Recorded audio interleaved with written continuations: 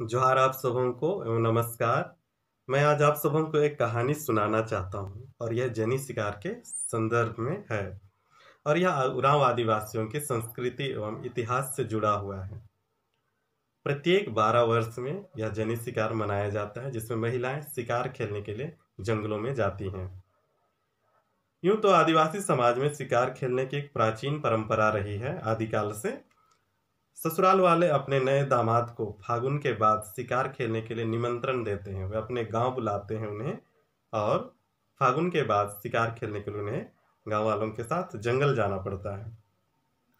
तुराव समुदाय में विभिन्न प्रकार के शिकार खेले जाते हैं जिसमें कुछ प्रमुख शिकार निम्नलिखित हैं: विशु शिकार, जेठ शिकार, राजा शिकार और जनित शिकार।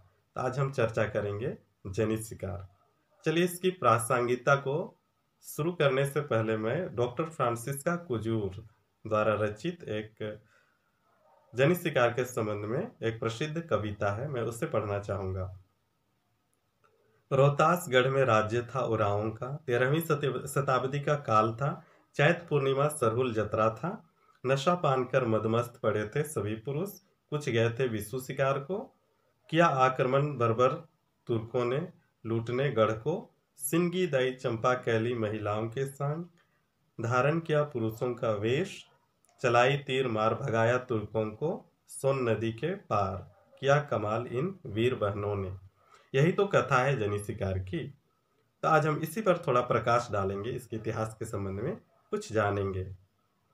मुगल सेना महिलाओं की विशाल सेना को आती देख भयभीत होकर उल्टे पांव भाग पड़ी। जैसे ही मुगलों ने रोहतासगढ़ के किले पर अटैक किया, आक्रमण किया और महिलाओं ने पुरुषों का वेश धारण कर उनका मुंहतोड़ जवाब देने के लिए अपने हथियारों से लैस होकर वे मुगलों को खदेड़ने के लिए चल पड़े और विशाल सेना को देखकर मुगल भयभीत हो गए और भाग चले। साहसी महिलाओं ने मुगलों को लवा हरो, पीटा हरो, एरिन हरो कहकर खूब दौड़ाया। उसकी यादगार में प्रत्येक 12 वर्ष में छोटा नागपुर में जनी शिकार मनाने की परंपरा की शुरुआत हुई। इसी दिन से महिलाओं को भी दल बल के साथ पशु शिकार के लिए जंगल जाने की छूट दी गई और यह छूट राजा ने दी उनकी वीरता को देखते हुए। कहा जाता है इस प्रकार के आक्रमण का सिलसिला 3 बार तक चला। मुगलों का चौथा आक्रमण 1385 ईस्वी में पुनः रोहतासगढ़ पर हुआ, आज से 500 साल पहले। इस बार मुगलों ने बरसात के समय चढ़ाई की जब सभी लोग करम का त्योहार मना रहे थे। इस दिन सभी पुरुष सड़िया पीकर रीझ रंग में मशगूल थे। जैसा हम जानते हैं कि आदिवासी लोग पीने में बहुत मशगूल हैं। पुनः महिलाओं ने इस बार तीर धनुष से लैस होकर आक्रमणकारियों को रोकने का भरपूर प्रयास किया। विगत वर्षों की भांति महिलाओं ने पुरुषों के वस्त्र धारण कर लिए, नकली मूछ दाढ़ी, सिर पर पगड़ी लगाकर धनुषवान, कुल्हाड़ी, ढेलपासा, मुगरा जिसे कहते हैं, और हाहाकार से मुगलों को पुनः खदेड़ भगाया। किंतु जब महिलाएं विजय अभियान से वापस लौट रही थी और झरिया या नदी में अपने चेहरे पर बनाए नकाब, मूछ दाढ़ी, लंबे केस को धोने लगी, तब एक अहीर महिला ने मुगलों को राज की बात बता दी और कहा, आप पुरुष होकर महिलाओं से हार मान गए। वे सब के सब महिलाएं थी। जब मुगलों ने पूछा, हम कैसे विश्वास कर लें कि वे तो दिखने में तो पुरुषों की तरह बिहड़ लगते थे, तब अहीर महिला ने कहा, यदि मैं ठगती हूं तो तुम स्वयं जाकर देख लो, नदी में जाकर देख लो, वो अपना हाथ पैर धो रही हैं। जब मुगलों को वास्तविकता पता चला तब पुनः उन्होंने रोहतासगढ़ पर चढ़ाई कर दी और अनगिनत लोगों को मौत के घाट उतार दिया। और ये लोग नशे में मशगूल थे और सभी पुरुषों को, जब ये लोग मते हुए थे, मतवाले हो गए थे, तभी इनको मुगलों ने मार डाला। सुंदर आदिवासी अबलाओं को मुगल लोग पटरानी एवं दासी बनाने के ख्याल से अपने साथ ले गए और जिनके हाथों में या कपाल में खोदा होता था, गोदना होता था, टैटो होता था, उन महिलाओं को ये लोग नहीं ले जाते थे। इसलिए आदिवासियों में एक परंपरा है अभी भी, और अभी तो कम हो गई पर पहले बहुत ज्यादा थी। वे लोग अपने शरीर पे टैटो बनवाते थे, गोदना बनवाते थे। सुंदर आदिवासी अबलाओं को मुगल लोग पटरानी एवं दासी बनाने के ख्याल से ले जाते थे और साथ में सोना, चांदी, हीरे जवाहरात भी लूट कर ले जाते थे। इस तरह उरांव का रोहतास किला छोड़ना पड़ा।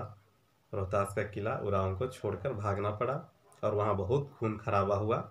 छोटा नागपुर आकर मुंडाओं के यहाँ उन्होंने शरण लिया, तो उरांव लोग छोटा नागपुर आ गए और मुंडा आदिवासियों के राज्य में उन्होंने शरण लिया। आज भी उरांव लोक कथा एवं दर्द भरे गीतों में रोहतासगढ़ की स्मृति इनके बीच में बरकरार है। महिलाओं की इस वीरता को प्रोत्साहन देने के लिए जंगल में स्त्रियों को शिकार करने या शिकार खेलने की छूट दी गई और यह छूट राजा ने दी।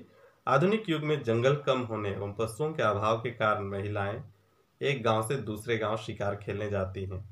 लोग उनके संगी या दोस्त होते हैं, उन्हें शिकार करने के लिए कोई खास खस्सी, मुर्गा, मुर्गी या जो कुछ भी मिलता है उन्हें वे लोग अनुमति देते हैं कि आप उसे मारो और मारकर उसे अपने गांव ले जाओ। यह पशुओं को वे स्वयं पकड़कर शिकारियों को देते हैं। इस तरह का आदान प्रदान दोनों संगी गांव के पक्षों में होता है, क्योंकि अंदाजी शिकार करने से लड़ाई झगड़ा होने की संभावना आजकल बनी रहती है। क्योंकि समय बदल चुका है और आधुनिक परिवेश में यह जनीय शिकार की प्रथा आम जनता को, विशेषकर पुरुषों को नहीं भाती, इसलिए धीरे धीरे इसकी छवि भी धूमिल होती जा रही है। इस संदर्भ में एक गाना गाया जाता है, महिलाएं गाती हैं, चल गे नयो जनी शिकार, जनी के मुड़े पगड़ी बांध है, 12 बछारे जनी शिकार, जनी के मुड़े पगड़ी बांध है, आज कौन बनेगा सिंगी दई चंपा कैली। आज हमारे गढ़ की जिम्मेदारी किसके ऊपर है। तो यही है जनी शिकार की कहानी। और इस जनी शिकार के कहानी से उरांव महिलाओं को, बहनों को एक प्रेरणा मिलती है कि उन्हें भी अपने संस्कृति को, जल, जंगल, जमीन की रक्षा के लिए उन्हें आगे आने की ज़रूरत है और अपने गढ़, अपनी परंपरा को, अपने निवास स्थान को, पलायन को रोककर और इस तरह से सरकार की गलत नीतियों को भी रोककर हमें अपनी जल, जंगल, जमीन, जगह को बचाते हुए, संघर्ष करते हुए जीने का प्रेरणा देता है। Thank you.